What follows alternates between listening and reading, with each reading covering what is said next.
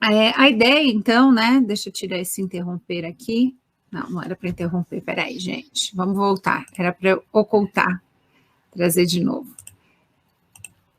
A ideia, então, é que a gente possa falar do ensino híbrido, falar dos desafios, mas principalmente trazer a ideia das possibilidades, né?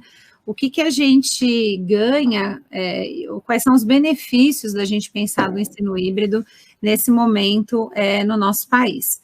Então, para começar, queria só me apresentar um pouquinho para vocês e trazer um pouco das minhas produções, né? O que eu tenho feito na área, se a gente for pensar nessa área de educação e pensando no ensino híbrido especificamente. Esses 3 primeiros livros são os livros que eu produzi, organizados e com foco mesmo em olhar para a educação como uma abordagem mais ativa, né?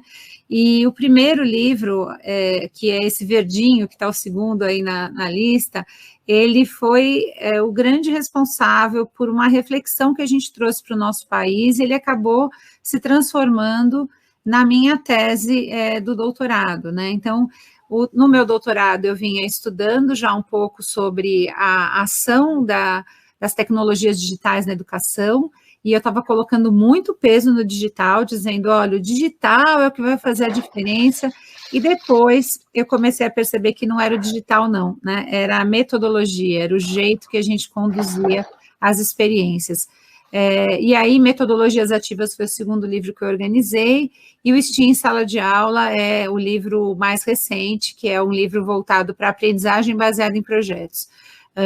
Aqui também está o livro didático, que é um livro didático que eu escrevi sobre ciências, não era nem para estar nessa apresentação hoje, mas ok, ele apareceu aqui, mas é só para a gente olhar um pouquinho, quando a gente fala de ensino híbrido, o que a gente está falando. Já fica aqui o meu e-mail, o site da Tríade, né, a gente tem publicado muito material para apoiar as redes, então está aqui os nossos contatos. Bom, eu queria fazer um pouco essa trajetória para a gente poder até refinar, né? Porque às vezes na hora da gente fazer uma pergunta, a gente fica em dúvida, né? Será que eu falo de EAD? Será que eu chamo de ensino remoto? Será que eu chamo de ensino híbrido? Então, eu vou querer trazer um pouquinho esses 3 conceitos para que a gente tenha, assim, com muita clareza o que é ensino híbrido, tá? Então, assim, quando a gente fala em EAD, né, na educação à distância, no ensino à distância, a gente está falando em algo que é regulamentado, então a gente tem cursos no país que são de educação à distância, esses cursos são desenhados para isso no ensino superior, né? Então, a gente não tem cursos de educação à distância para educação básica regular, né? A educação à distância, ela está lá no ensino superior, ela é desenhada para ser um curso à distância. Isso quer dizer o quê? Você tem um designer instrucional que cria as trilhas de aprendizagem, vendo que hora que é o momento que o aluno vai interagir no fórum, que hora que tem um texto, ele vai organizando a experiência de aprendizagem, mas ele está voltado para isso. Quem se matricula num curso de educação à distância, ele já sabe como é que vai funcionar esse curso, e as pessoas que produzem conteúdo para o curso são especialistas nisso. Não foi o que a gente fez com a educação básica no nosso país, tá? Então, a gente não está fazendo EAD, o que a gente está fazendo, na maior parte dos estados ainda, é o ensino remoto. Ou seja, a gente estava com a sala de aula presencial e migramos para o online. Esse ensino remoto, às vezes, ele tem acontecido em alguns locais da forma assíncrona, ou seja, os materiais são depositados ou num site, ou numa plataforma, ou num blog, e esses materiais são acessados pelo aluno na hora que ele pode acessar, na hora que ele tem conexão, ou na hora que ele tem o tempo disponível para isso. Ou ele tem sido feito da forma assíncrona, que é o que a gente está fazendo agora. A gente entra online, fica todo mundo online junto com a gente, e aí a gente faz uma conversa com as pessoas, isso no modelo síncrono. Então, o ensino remoto, ele é aquela migração que a gente fez do presencial para o online, e tanto é que ele foi chamado até de ensino remoto emergencial, porque ninguém estava preparado para isso, né? De um dia para o outro, a gente saiu da presença e foi para o online. Então, esse ensino remoto e EAD dependem muito da tecnologia, sendo que no ensino remoto a gente tem esse modelo que é a entrega, né, é a forma de você entregar os conteúdos, as experiências para os alunos baseado no online. A gente sabe que em algumas redes a gente não conseguiu basear no online, e o nosso remoto também contou com materiais impressos, com TV, com WhatsApp, com rádio, com outras formas da gente conseguir chegar até os alunos. Então, nada disso é ensino híbrido, tá, gente? Quando a gente fala de ensino híbrido, e aí um ensino híbrido que está olhando para frente, que está olhando para o futuro, que está olhando para o que a gente espera da educação, e que, na verdade, a gente já vem olhando há muito tempo, né, que é esse aluno mais protagonista, esse aluno que desenvolve autonomia. O ensino híbrido requer a presença física na escola. Então, quando a gente diz assim, olha, a gente já está fazendo ensino híbrido, não. Aquelas redes, aqueles estados, aqueles municípios que não voltaram, ainda estão no ensino remoto. A partir do momento que a gente volta para o presencial, a gente tem possibilidade de fazer o ensino híbrido. Possibilidade. Por que eu digo possibilidade? Porque só vai ser ensino híbrido mesmo, de acordo com as referências, né? Aquele livro verde foi um livro que foi fruto de um projeto que a gente trabalhou com o Instituto Clayton Christensen, vocês veem aqui na minha referência, né? Horn Staker, que são as pessoas ali do Instituto Clayton Christensen, o Michael Horn, principalmente, que veio aqui para o Brasil em 2014, né? Quando a gente fala, nossa, ensino híbrido é novidade. Não. Em 2014, a Fundação Lehman, junto com o Instituto Península, abriu um grupo de experimentação em ensino híbrido. Então, a gente foi aberto um edital para que professores que tivessem vontade de experimentar essa proposta em sala de aula, enviassem, né, se candidatassem a isso e dissessem o que eles estavam fazendo. A gente teve mais de 1.700 professores do país que se interessaram em fazer parte desse grupo. Desses 1.700 foram selecionados 17 professores, tanto de rede pública quanto de rede privada, das diferentes regiões do país, e estes professores, eles foram responsáveis por, o nome já dizia, grupo de experimentação, foram responsáveis em experimentar algumas estratégias do ensino híbrido aqui no nosso país. Só que, obviamente, essas estratégias baseadas na sala de aula presencial, né? A gente não tinha todo mundo em casa, né? A gente tinha um aluno na escola, então a gente experimentava estratégias que eram possíveis na escola. Estes professores, eles escreveram um livro, escreveram cada um capítulo daquele livro, e a gente também produziu um curso online, que até hoje está lá aberto no Coursera, para que as pessoas possam conhecer um pouco mais. Eu, o Fernando e o Adolfo, né, que estamos ali como organizadores do livro, junto com a Juliana, o Guilherme, algumas pessoas da Fundação Lehman e mais o Instituto Península, fazemos parte do grupo de gestão dessa experimentação.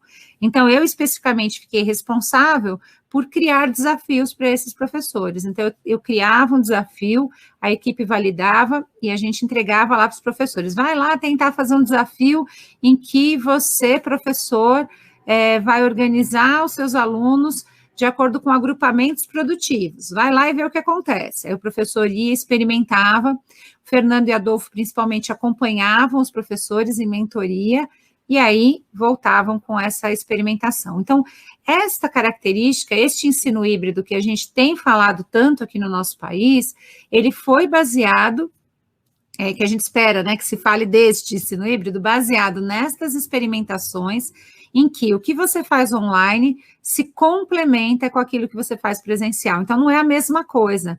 Aquilo que você faz online, de repente, pode ser uma sala de aula invertida, pode ser algo que te prepara para o momento presencial. E no momento presencial, quem está no centro do processo, quem está no centro, né, quem é o foco da nossa ação, é o estudante. Então, a gente faz com que o estudante possa desenvolver habilidades, tá? Então, o ensino híbrido, ele é uma combinação entre aquilo que você faz online e presencial e tem como foco a personalização. O que quer dizer isso? Por exemplo, eu tenho hoje alunos que estão tendo um acesso a materiais que eles entram em contato num site. eles assistem a videoaulas feitas pelos professores, e aí, ou até mesmo a TV, né? Algumas redes têm entregue programas de TV que também ficam disponíveis no site, e a partir daí eles são provocados para fazerem anotações, para fazerem registros.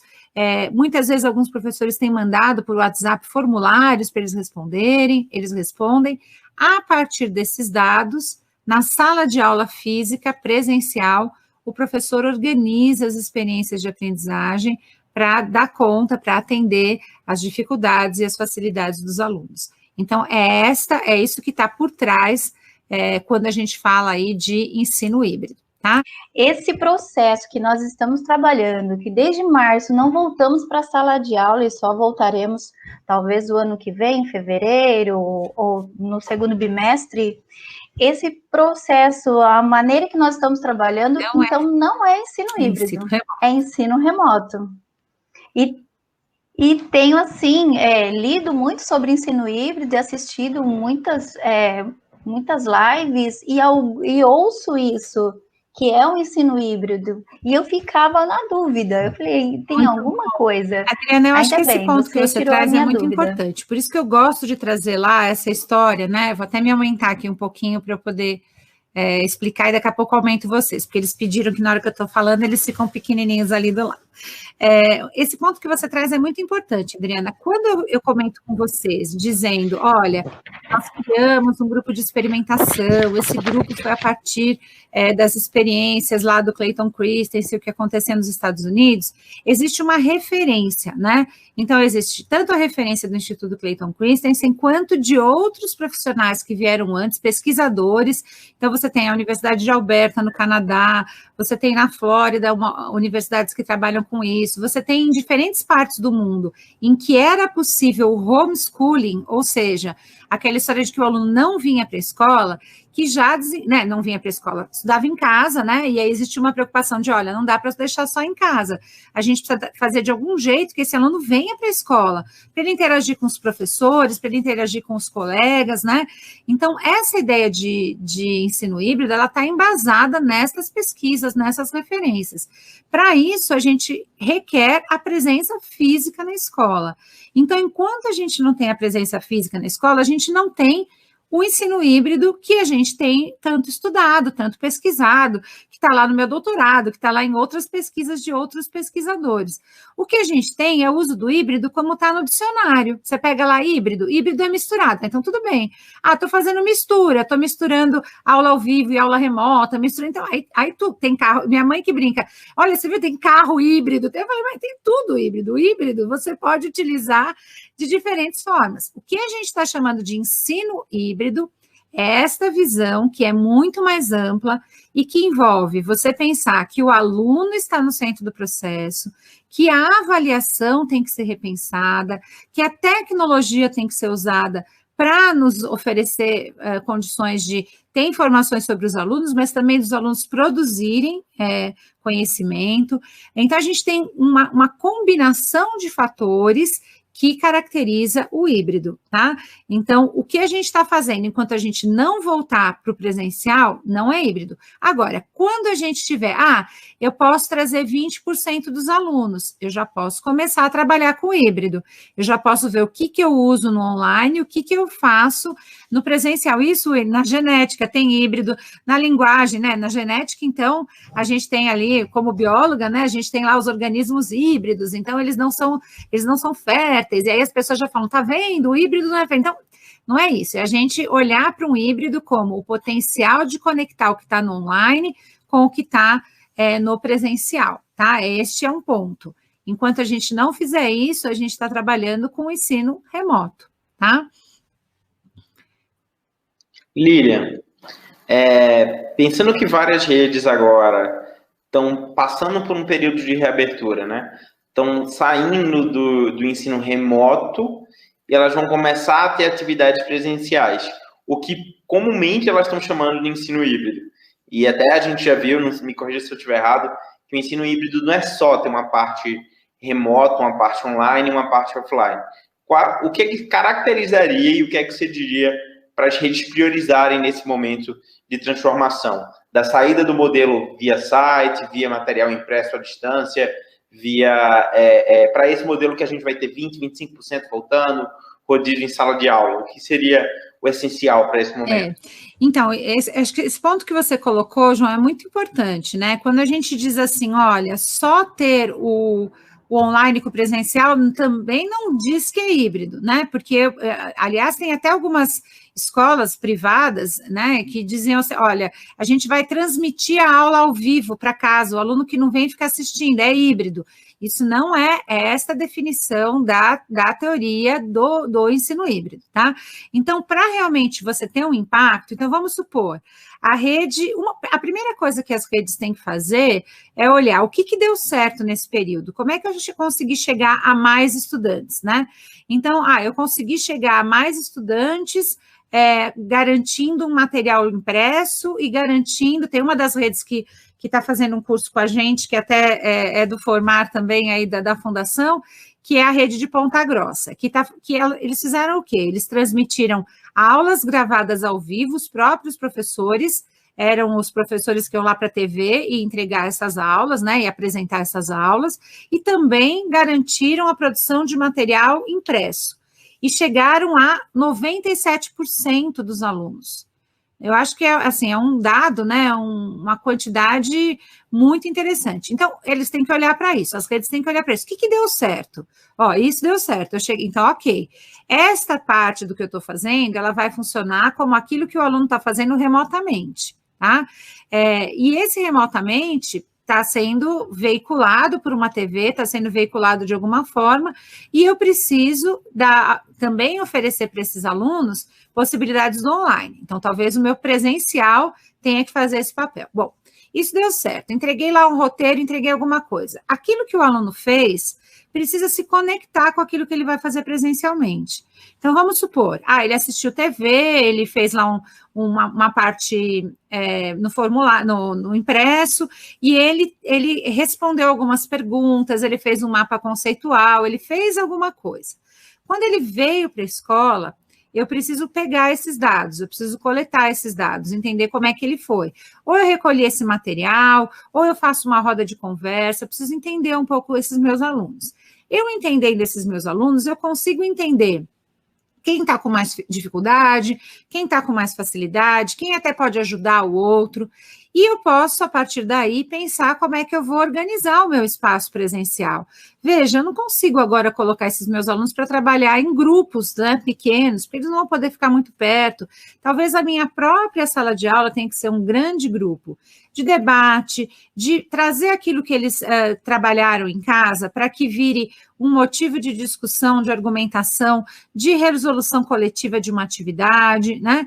Então, quando eu estabeleço essa conexão, eu estou conseguindo fazer uma ponte que não são duas coisas separadas, é o que ele fez se conectando com o que eu vou fazer presencialmente, né? E aí, se esses alunos não tiveram acesso à tecnologia, o meu espaço da escola vai ter que também se organizar para isso, porque a cultura digital é uma das competências gerais da BNCC, né? Então, como é que eu organizo? De repente, eu tenho um laboratório de informática, eu faço um modelo de laboratório rotacional, em que eu levo esses meus alunos para o laboratório e alguns ficam na sala de aula e eu faço essa troca entre os dois espaços, né? Ou eu até já reservo o tempo do laboratório para que eles fiquem ali e possam trabalhar o digital, uma vez que eles não tenham trabalhado nesse período, né? Então, a gente tem várias formas de organizar, mas lembrando que no ensino híbrido eu tenho que conectar essas duas experiências, né? Conectar de verdade essas duas experiências, né? A gente tem umas perguntinhas aqui chegando, né? Uhum. A primeira pergunta é do Willamis. Muitas vezes, nossos alunos não estão preparados para isso. Um pouco estranho para eles quando iniciamos. Como preparamos os alunos para isso? Isso, muito bom. Aqui a pergunta do Willamis, que é biólogo também, né, Willamis? Já escreveu aqui que ele lembrou do híbrido, porque é biólogo também. Realmente, a gente tem, né, um resultado, né, resposta, até de algumas pesquisas que a gente fez, depois que o ensino híbrido já estava sendo utilizado pelas escolas presencialmente, e a gente tem um resultado de que quanto menores os alunos, mais fácil é essa implementação. Estou entendendo aí o Williams, talvez como biólogo, ele está aí trabalhando com ensino médio ou com anos finais de ensino fundamental. Quanto mais velhos os alunos, mais tempo, infelizmente, eles passaram numa abordagem que aula para eles é um professor falando, se não tiver um professor falando, não teve aula, então a gente tem mais dificuldade. Uma das formas da gente conseguir, Williams, é a gente tentar, dentro do possível, gerar um propósito, Então, gerar a necessidade desse aluno querer aprender. Os projetos, eles casam muito bem com a experiência de ensino híbrido, Num dos modelos de ensino híbrido, que é o modelo Flex, a gente tem as atividades que os alunos fazem no online, que vão complementando e que vão se conectando com... conectando foi bom, Foi uma palavra que eu usei bem. Vão se conectando com a discussão e os debates da aprendizagem baseada em projetos, que é feito no presencial.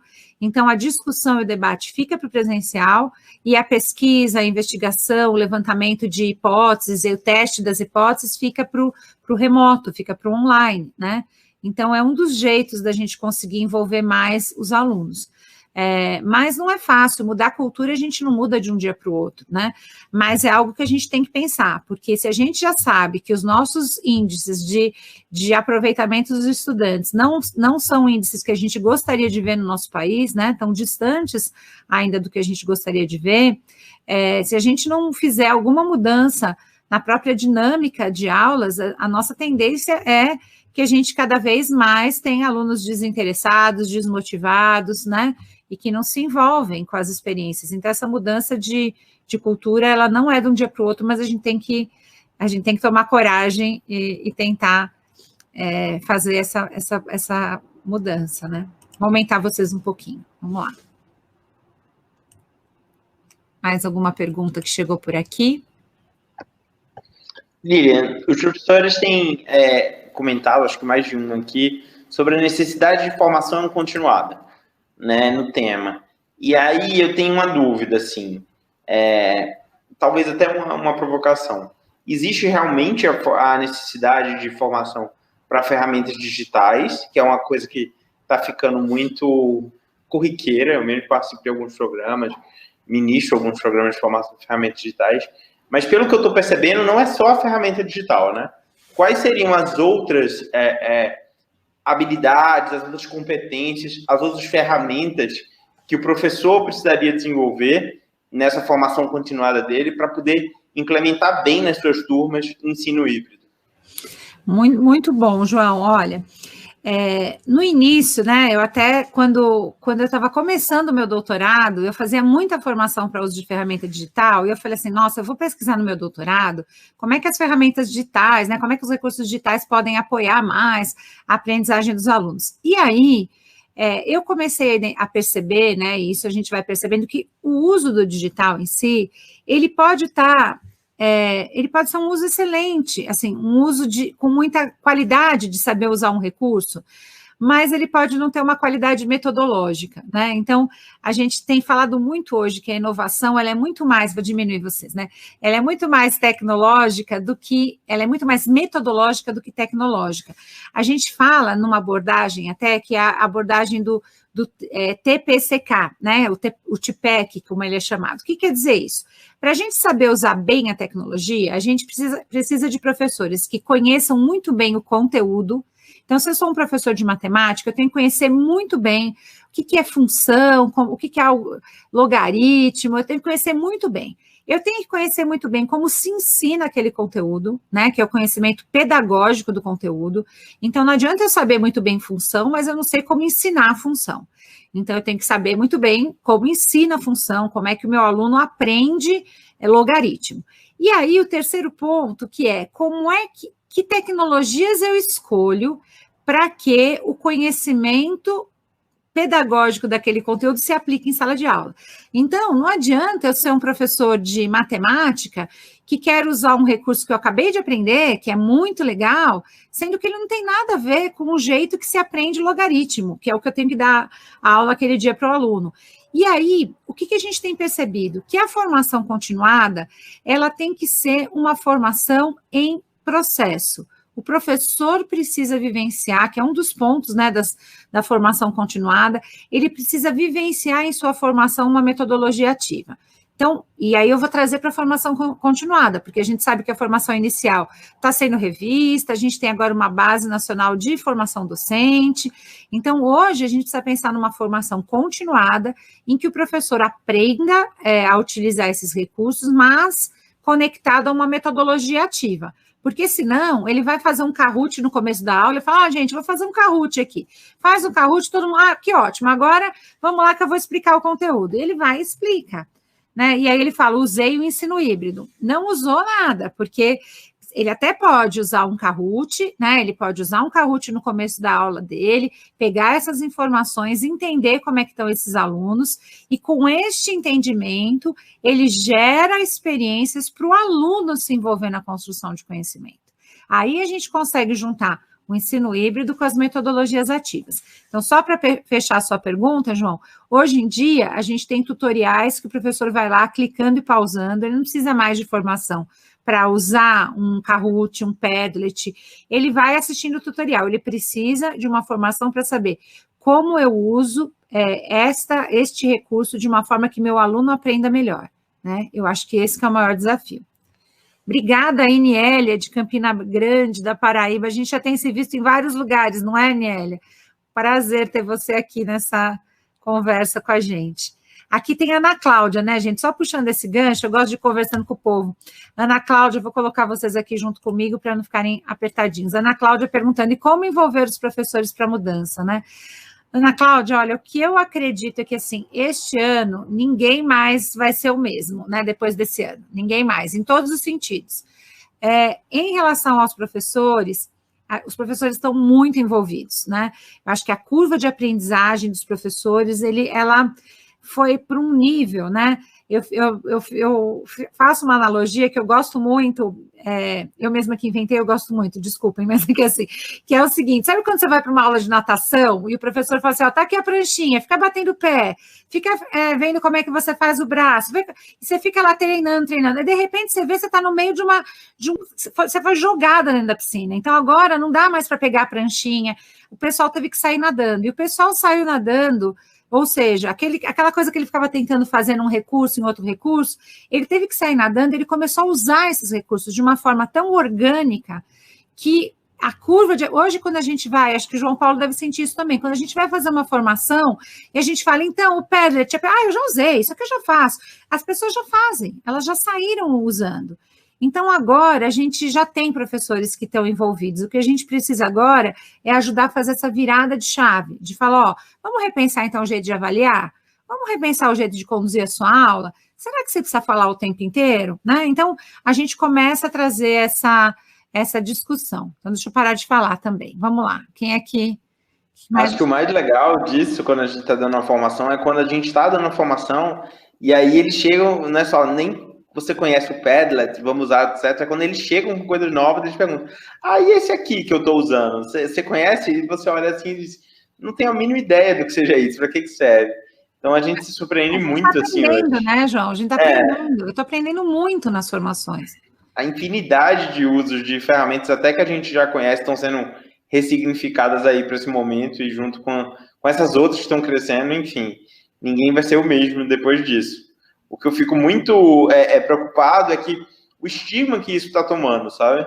É uma preocupação trabalhando com tecnologia de educação. Sei que a gente não vai voltar para o ponto onde a gente estava, mas também fico com medo com o estigma que está se fazendo, porque está todo mundo tão nervoso para voltar ao presencial, etc. Até romantizando muito o que já existia antes, né? Para não voltar e vamos esquecer tudo agora, é importante o presencial. E aí eu queria ver sua opinião sobre isso. Assim. Eu concordo muito, João. Eu acho que, assim, até a própria discussão sobre o que é ensino híbrido, né? Porque se você vai com uma definição errada, equivocada, né? E você começa a colocar muito peso na tecnologia, dizendo assim, se não tiver boa tecnologia, se não tiver...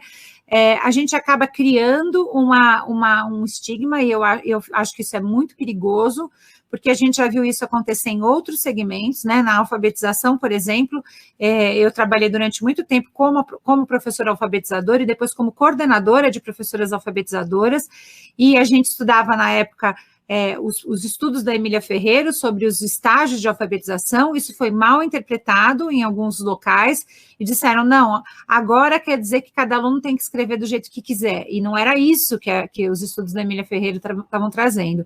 E aí entrou o equívoco foi tão grande que quando uma escola dizia que era construtivista, as pessoas falavam, ai, pelo amor de Deus, porque isso é tudo errado. Por quê? Porque foi mal interpretado, né? Então, a teoria ela é muito boa, se ela tivesse tido uma boa interpretação, a gente teria resultados muito positivos, que inclusive é o que a gente defende nas metodologias ativas. É esse aluno protagonista, esse aluno em ação, é a teoria piagetiana, é a teoria vygotskiana, então é isso.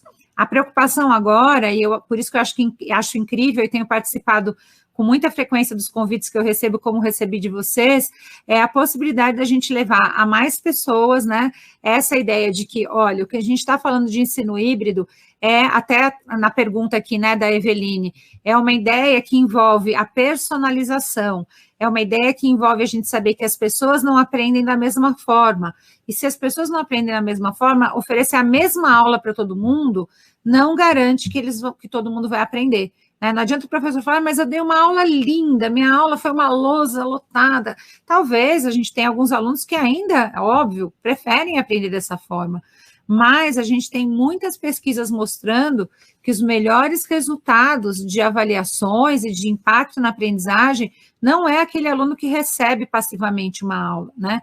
A ideia de ensino híbrido, ela vem daí. Mesmo que a gente pensasse assim, olha, a tecnologia vai fazer vai ter o seu papel muito pequeno nesse ensino híbrido, mas eu vou olhar muito para o papel do aluno no centro, já estaria ótimo, né? Então, a gente tem que tomar muito cuidado para isso, para que este híbrido, que é este aluno no centro, que é a gente poder olhar para informações que o aluno nos traz, e a partir dessas informações, organizar grupos, organizar experiências que atendam aos nossos alunos, aí sim a gente está levando um ensino híbrido para aquilo que a gente espera, né? E não para simplesmente dizer, vai substituir o professor, vai poder diminuir a quantidade de aulas do professor e colocar a tecnologia. Ninguém está falando nisso. Ninguém interpreta bem dados tão bem quanto uma outra pessoa. Ninguém estabelece relações humanas tão bem quanto pessoas na sala de aula, né? Então, acho que esse é um ponto muito sério.